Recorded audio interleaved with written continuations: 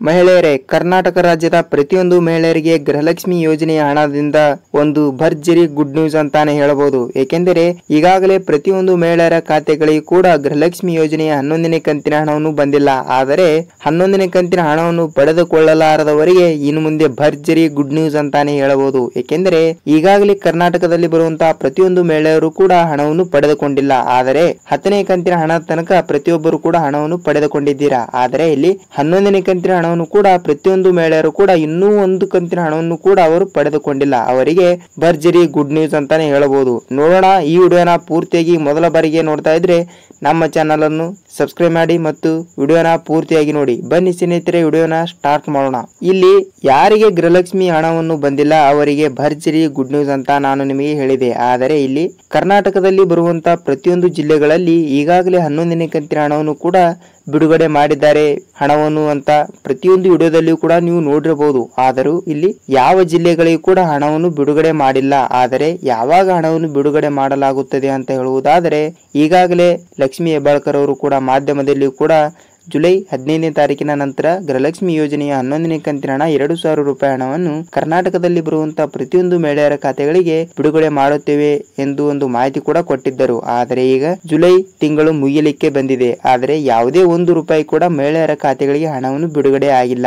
ಈಗ ಸರ್ಕಾರದ ಬಳಿ ಹಣವನ್ನೇ ಇಲ್ಲ ಅಂತ ಬೇರೆಯವರು ಕೂಡ ಆಕ್ರೋಶವನ್ನು ಪಡಿಸುತ್ತಿದ್ದಾರೆ. ಆದರೆ ಇಲ್ಲಿ ಕಾಂಗ್ರೆಸ್ ಪಕ್ಷವು ಏನು ಹೇಳುತ್ತಿದೆ ಅಂದರೆ ಇಲ್ಲಿ ನಾವು ಯಾವುದೇ ರೀತಿಯಾಗಿಯೂ ಕೂಡ ಒಂದು ನೋಟಿಫಿಕೇಶನ್ ಅನ್ನು ಕೊಟ್ಟಿಲ್ಲ. ಏಕೆಂದರೆ ಗೃಹಲಕ್ಷ್ಮಿ ಯೋಜನೆಯನ್ನು ನಾವು ಇನ್ನು ಮುಂದೆ ಬಂದ್ ಮಾಡುತ್ತೇವೆ ಎಂದು ಒಂದು ಕೂಡ ಅಲ್ಲಿ ಮಾಧ್ಯಮದಲ್ಲಿ ಕೂಡ ಅವರು ಹೇಳಿಲ್ಲ. ಅದಕ್ಕಾಗಿ ಏಕೆ ಹಣವನ್ನು ನಾವು ಕೊಡುತ್ತೇವೆ, ಒಂದೆರಡು ದಿನ ಲೇಟ್ ಆಗುತ್ತದೆ ಎಂದು ಕಾಂಗ್ರೆಸ್ ಪಕ್ಷದವರು ಕೂಡ ಮಾಧ್ಯಮದಲ್ಲಿ ತಿಳಿಸುತ್ತಿದ್ದಾರೆ. ಆದರೆ ಈಗ ಮಹಿಳೆಯರಲ್ಲಿ ಏನು ಅಂತ ಹೇಳುವುದಾದರೆ ನೋಡಿ, ಜನರ ಬಾಯಿಂದ ಬರುವ ಮಾತು ಒಂದಲ್ಲ ಎರಡಲ್ಲ. ಅದಕ್ಕಾಗಿ ಇಲ್ಲಿ ಪ್ರತಿಯೊಂದು ಮಹಿಳೆಯರ ಖಾತೆಗಳಿಗೆ ಇನ್ನೂ ಹಣವನ್ನು ಬಂದಿಲ್ಲ.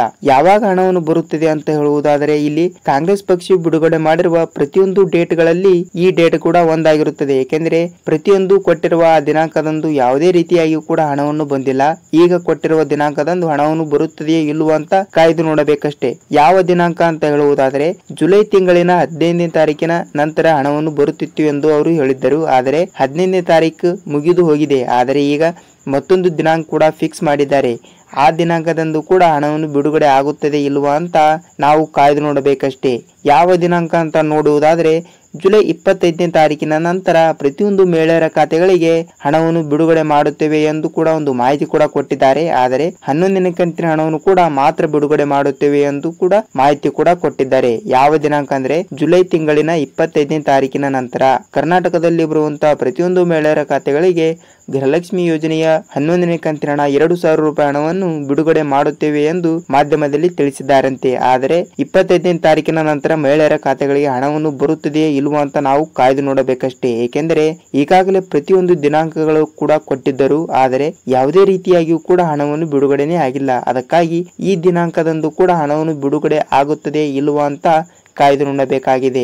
ಇಲ್ಲಿ ಸರ್ಕಾರ ಬಿಡುಗಡೆ ಮಾಡಿರುವ ಹಣವನ್ನು ಕೂಡ ಪ್ರತಿಯೊಂದು ಮಹಿಳೆಯರ ಖಾತೆಗಳಿಗೆ ಹಣವನ್ನು ಜಮಾವಣೆ ಆಗಲಿದೆ. ಆದರೆ ಜುಲೈ ತಿಂಗಳಿನ 25ನೇ ತಾರೀಕಿನ ನಂತರ ಪ್ರತಿಯೊಂದು ಮಹಿಳೆಯರ ಖಾತೆಗಳಿಗೆ ಹಣವನ್ನು ಬಿಡುಗಡೆ ಆಗುತ್ತದೆ ಇಲ್ಲವೋ ಅಂತ ಕಾಯ್ದು ನೋಡಬೇಕಾಗಿದೆ. ನೋಡಿ, ನೀವು ಈ ಮಾಹಿತಿಯನ್ನು ಮೊದಲ ಬಾರಿಗೆ ತಿಳಿದುಕೊಂಡಿದ್ದರೆ ನಿಮ್ಮ ಫ್ರೆಂಡ್ಸ್ ಅಂಡ್ ಫ್ಯಾಮಿಲಿ ಕೂಡ ಈ ವಿಡಿಯೋನ ಶೇರ್ ಮಾಡಿ. ಏಕೆಂದರೆ ಅವರಿಗೂ ಕೂಡ ಮಾಹಿತಿಯನ್ನು ಪೂರ್ಣವಾಗಿ ಅರ್ಥವಾಗುತ್ತದೆ. ನೋಡಿ, ನೀವೇನಾದ್ರೂ ಮೊದಲ ಬಾರಿಗೆ ವಿಡಿಯೋನ ನೋಡ್ತಾ ಇದ್ರೆ ನಮ್ಮ ಚಾನಲ್ ಅನ್ನು ಸಬ್ಸ್ಕ್ರೈಬ್ ಮಾಡಿ ಮತ್ತು ಪಕ್ಕದಲ್ಲಿರುವ ಬೆಲ್ ಐಕಾನ್ ಕೂಡ ಕ್ಲಿಕ್ ಮಾಡಿ. ವಿಡಿಯೋನ ಪೂರ್ತಿಯಾಗಿ ನೋಡಿದಕ್ಕೆ ಧನ್ಯವಾದಗಳು. ಮತ್ತೆ ಮುಂದಿನ ಮತ್ತೊಂದು ಗೃಹಲಕ್ಷ್ಮಿ ಅಪ್ಡೇಟ್ ಜೊತೆಗೆ ಸಿಗೋಣ ಸ್ನೇಹಿತರೆ. ನಮಸ್ಕಾರ.